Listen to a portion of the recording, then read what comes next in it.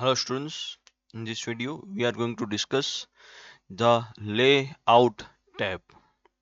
So layout tab basically helps us to to select the size of the page you want to use for the document, number of columns you want to use for the documents, and the options are basically given here.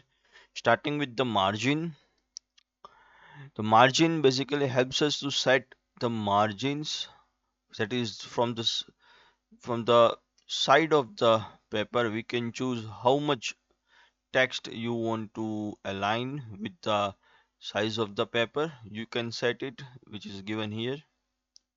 In the margins you can select different margins, different sizes, which options are also available. Orientation, you can go for orientation. For example, if you select portrait mode, the page which is given here only is already in the portrait mode.